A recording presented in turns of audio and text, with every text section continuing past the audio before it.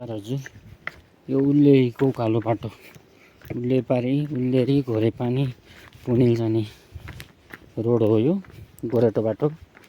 यो गोरेटो बाटो हुँदै तपाईहरु घोरेपानी यहाँबाट ढुङ्गाबाट 5.5 घण्टामा घोरेपानी पुग्नुहुन्छ भने उल्लेरीबाट 3.5 घण्टामा घोरेपानी पुग्नुहुन्छ।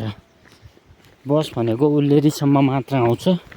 जीपको सेवा चाहिँ बसको सेवा चाहिँ उल्लेरीसम्म मात्र हो हजुर। त्यहाँबाट 3.5 घण्टामा तपाईहरु घोरेपानी पुग्न सक्नुहुन्छ। घोरेपानीसम्म पुग्नुहुन्छ। त्यो पारी देखेको गाउँ हो मौजा। त्योभन्दा पारी देखेको एउटा गाउँ छ साबेत।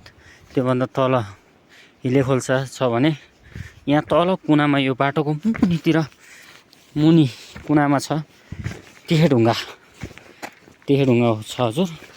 हेर्नुस् यो पोखराबाट आउँदा तपाईहरु पोखराबाट हुँदै नयाँ पुल बिरेठाँटी अनि त्यहाँ पछि आएर माझाठाँटी अनि लमदोली बाँसगरा त्यहाँबाट आएपछि सुदामे हुँदै आयो हिलेखोल्साबाट यता माथि आउने गोरेटो बाटो छ भने उता मोटर बाटो हुँदै गयो भने उल्लेरीसम्म बस सेवा सञ्चालन छ।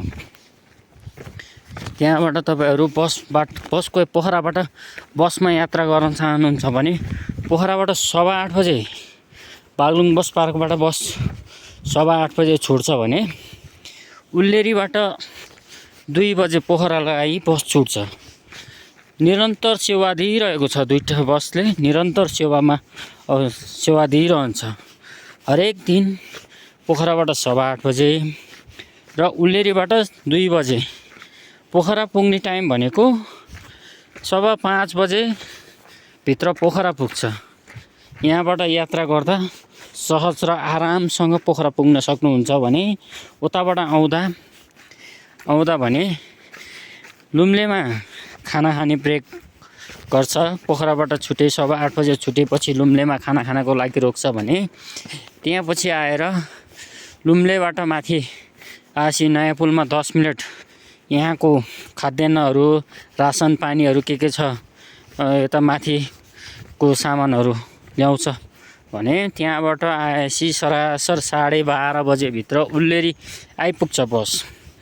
उल्लेरीबाट 12:30 बजे आइपुगेको बस तपाईहरु हिँड्दै जानु पर्दा लगभग 3.5 घण्टाको बाटो। आरामसँग हिँड्नु भयो भने 3.5 घण्टा। हिँड्नै नसक्नेलाई 4